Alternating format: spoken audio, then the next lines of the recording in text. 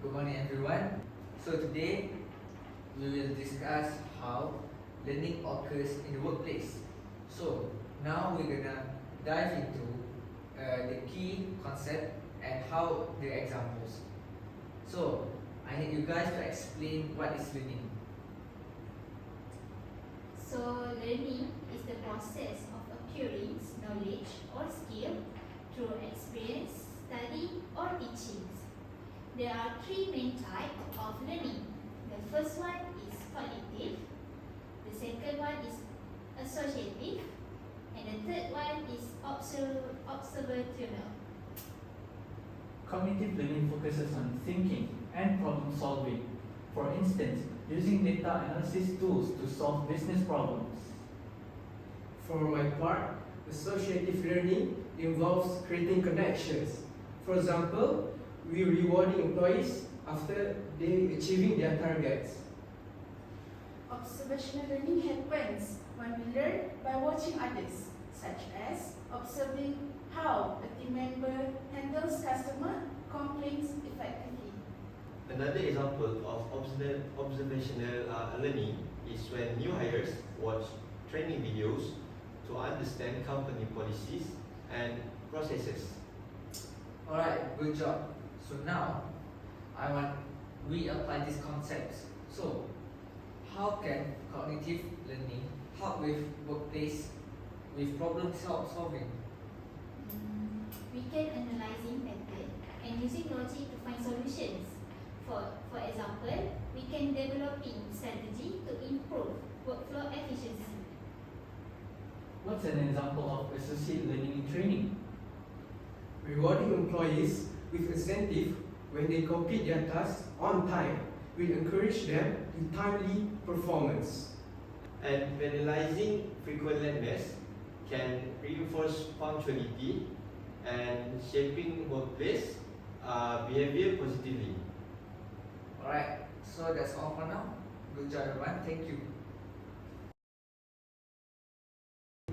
Hey everyone, thanks for coming to today's workshop. Today, I'm going to talk about personality and how it affects our teamwork. Don't worry, it will be so fun and it will be easy to follow. Sounds good? Yep, sounds good. Awesome, let's get into it. Okay, first up, what makes us who we are? Do you know that? No. So, what makes us who we are is divided by two things, which is our genes and our environment. For example, I give you an example. Anik, he maybe love to social with person, every person. He's a social person, but maybe his family that create him to be talkative with everyone. Yeah, I totally agree with that because my family always hosts parties and I also learn from there how to communicate with anyone. Exactly. Now think about yourself. How have your personality have been during your shape life or your true life going? Okay, now let's talk about the big 5 personality traits. These are the main categories that will describe how people behave. There are 5 things. The first one is openness to experience. The second one is conscientiousness. The third one is extraversion. And the fourth one is agreeableness. And the last one is emotional stability. Okay, Anik, which one that feels most that suitable for you? Openness for sure. I love brainstorming and coming up with new ideas. That's great. And Fahmi, I know you're big on stay organized, right? Yes, definitely. I like having a plan and making sure things get done on time. Perfect. Each of these traits bring something valuable for our team. Let's see how they work together. Okay, time for some role play scenarios. Here's the setup. Now our company will having a picnic and each of you will choose the big 5 traits that you will need to represent on the picnic. I'll come up with creative and fun ideas. I focus on the logistic and planning. And bring the energy and excitement seems fit with my personality. And lastly, I will highlight the risks and things to watch out for. Alright, let's get started. How about a picnic with a retro carnival theme? We could have games, a photo booth, or an old school snack like cotton candy. That sounds awesome, but we need to make sure it fits our budget and schedule. Let's figure out the top 3 things we want to include. Man, I love it. We can get everyone involved in this. We can have pillow fight or even karaoke session with all of us while let them have fun. This idea was great, but what if the waiter doesn't cooperate? We need to have a backup plans, like renting a tent or reserving an indoor space. Great teamwork, everyone. Now let's talk about what just happened. How do you feel playing out your trades? Anik, how does it feel being an idea person? It was fun. I love thinking of creative ideas, but I'm glad that Fahmi kept things realistic. And Fahmi, how did your focus helps on logistics? It kept us from going overboard. A good plan made everything smooth. Exactly. And Afika, pointing out risk is super important too, right? Yeah, I always think about what could go wrong, so we are not caught off guard. That's why a work teams works best when we all have the strength. Every trade brings something valuable to our team. Thank you for being a part of today's workshop. Your personality is your superpower and it what makes you and the teams better. So let's keep using our strength and to make our team be better in the future. So have a great day, everyone. Thank you, Thank boss. you, boss. Come on. Good morning, teams. Today, we're gonna talk about shaping behavior techniques. This is about to encourage positive actions and correcting unproductive to help us work better together. So, Ani, can you explain to me about the positive reinforcement? Sure, positive reinforcement. When someone does something good, we reward them to encourage that behavior. For example, if you meet your target consistently, we might give you bonus or even a lunch voucher. Alright, so how about the negative reinforcement, Haris? So, negative reinforcement. This is when we reward something unpleasant after good behavior. For instance, if someone improves their attendance, you stop monitoring them closely. Great, but how about the punishments? I explained about the punishment. Punishment, this is about discouraging bad behavior. If someone always late, they might lose the privilege of picking their preferred shift. Okay, Ehsan, do you know about extinctions? Yes, ma'am. Extinction means that if someone keeps asking a question. Yes, ma'am. Extinction means that if someone keeps asking a question to the question that they already know the answer to, we need to stop responding to the question in order to encourage them to be more independent. Alright, so let's look at some examples in our organizations. Anik, I have been noticed that you hit your targets with your daily schedule. Great. As a reinforcement, I would like to give you a lunch voucher. So continue to doing a great job. Thank you, ma'am. I'm motivated to do well. Husna, you will improve your attendance this week. So for that reason, we will remove the extra monitoring on you. So let's keep this momentum going. Thanks for that, Fifi. I will still report your work on time. Okay, good.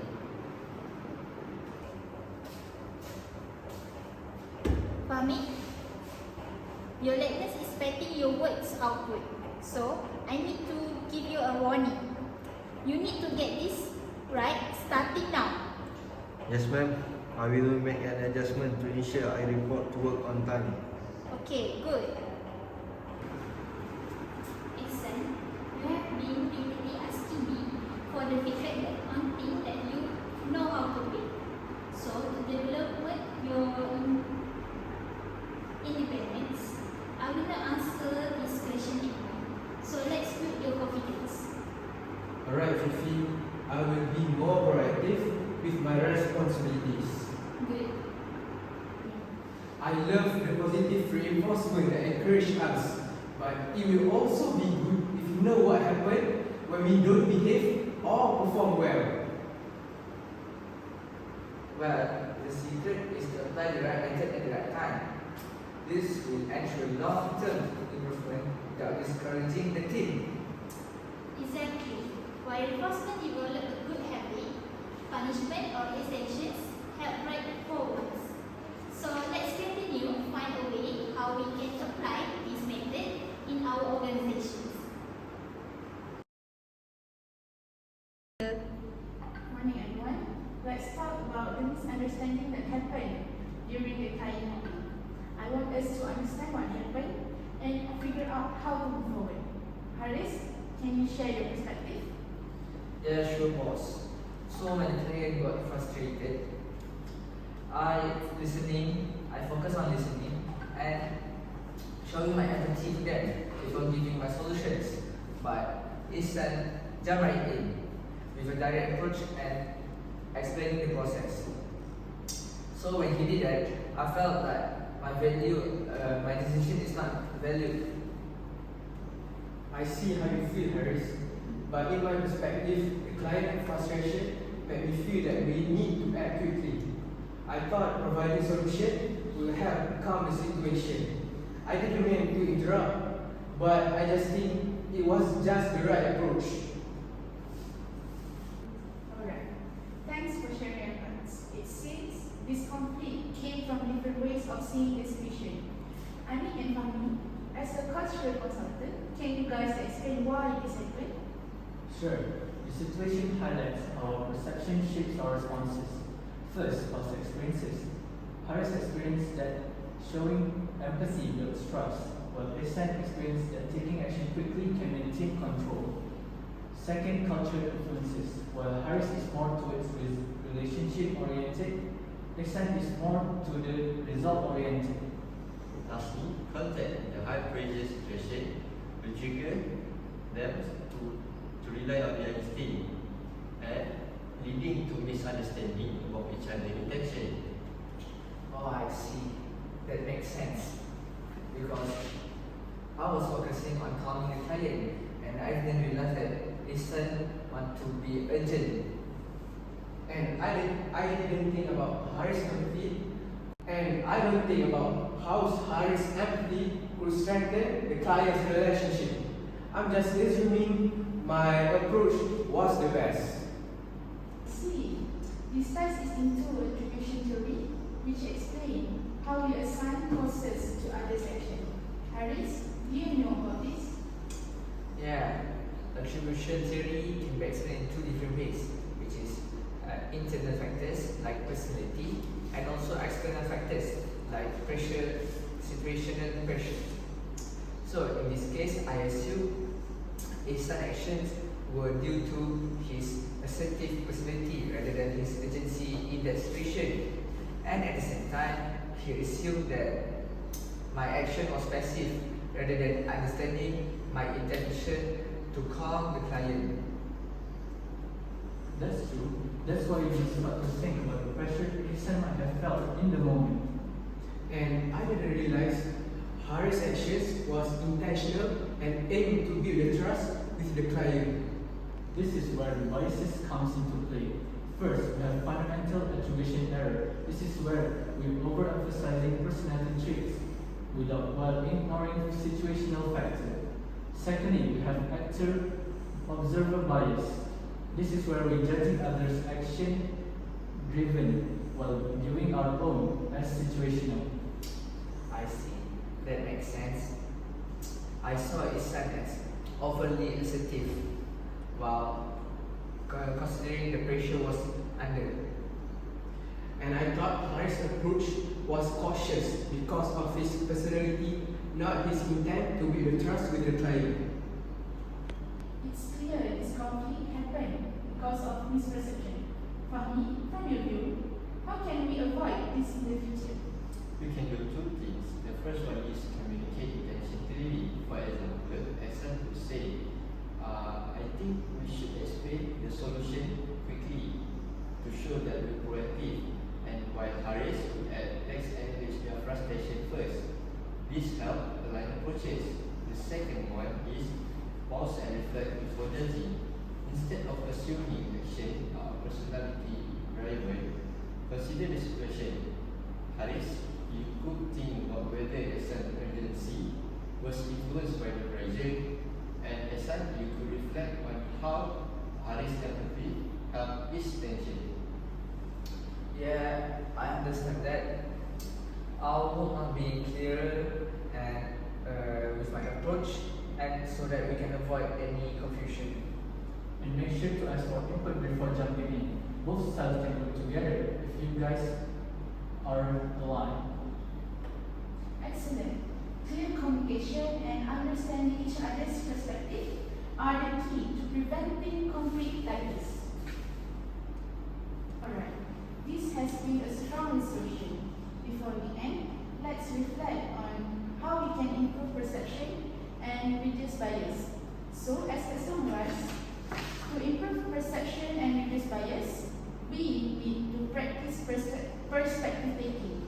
You guys need to actively consider others' viewpoint. For instance, Haris would think that Ihsan is acting quickly because of external pressure, while Ihsan would think that Haris is calming the client because he wants to build trust. Yeah, I agree. I'll focus on seeing things from others' perspective too, before jumping into conclusion. And also, we need to start encourage open communication. We can discuss our strategies and our aligned expectation. So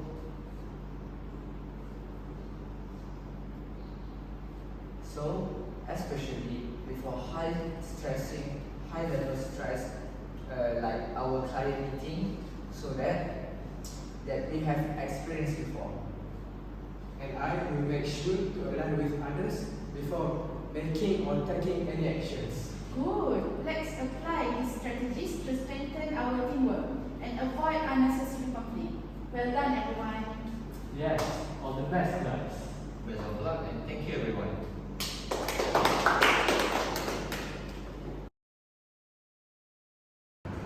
Alright team, we've been doing really well with our shirts, but now we need to decide, should we expand our business to sell pants or we should wait for another moment.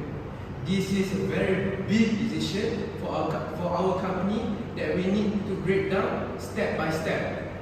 So, we will continue to define the problem as the first step.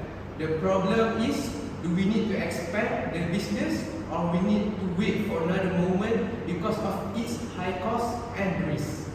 If we start now, the cost of making pants will be too much, and customer might not want to pay higher prices. But if we wait too long, we might miss the chance and our competitor will take over the market. So, the second step is identify the decision criteria. Let's list what's the important in the production. Firstly, the cost of making pants. Secondly, of how long it will take for us to sell them. And the thirdly is how much customer that wants our pants. We also need to focus on quality. If our pants aren't good, our company could suffer. True, and we need to make sure our company trusts us to deliver their products. So, the third step is we need to allocate weight to the criteria. What does it mean by that? It means that we need to prioritize the quality over anything in the production because it is the most important, and followed by the cost and the speed. That works. Customers forgive a delay, but they won't forgive a bad quality. Exactly. If our pens are good, customer will stay loyal to us. So the fourth step is we need to develop the alternatives. So now we have several options that we have. The first one is we sell our pens now immediately, and the second one is we hold for a moment and gather more information from them. And the last one, we do a small test launch. Test one sounds safer. We can test demand without spending too much.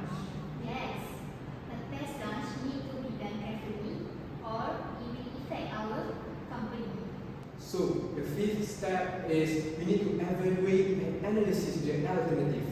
So now we got two alternatives, which is if we sell our pens now, it might be very risky, but could give us a big market share. But in another view, waiting might be less risky, but might mean that we're late. So in my opinion, a test launch might be balancing the both. I think testing is best. It's a low risk way to gather real data. But we have to make sure that the test is well planned or it will waste our time and money. Now, let's talk about decision-making approaches. Ani, can you explain to me about bounded rationality? Which means we can consider everything. We might not fully know what customer wants until we try selling pens. That's true, but I believe in intuitions, my pens tell me that customer wants a pens because it will complete their outfits. Intuition is risky. What if your gut feeling is wrong? And what if we waited too long, makes our competitor take our customer? Sometimes we just have to follow your instinct. That's a good point. Let's role play into the scenarios.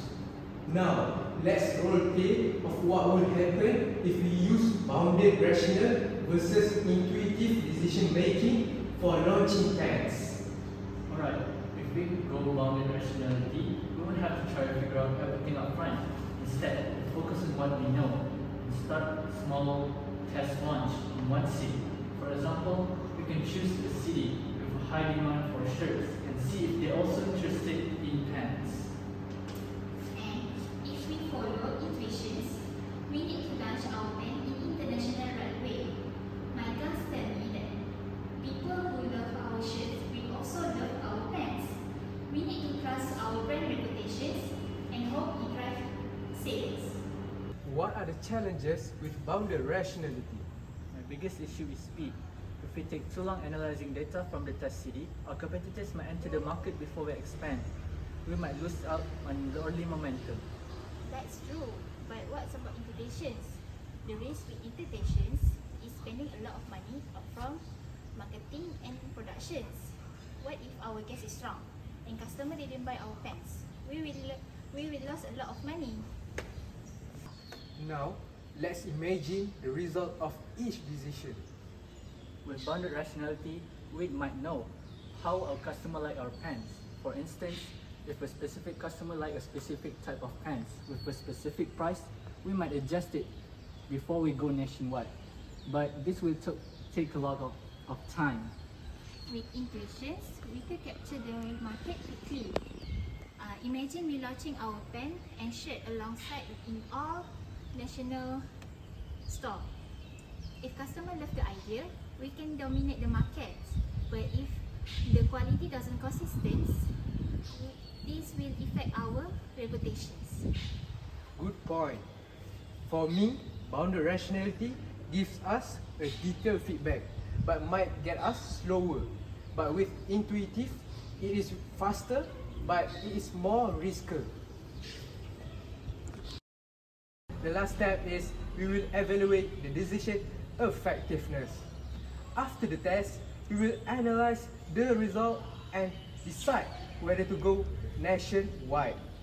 This way, we take small risks but still learns a lot. I agree. It's a smart approach to stay competitive. Great work, team. Let's make this happen.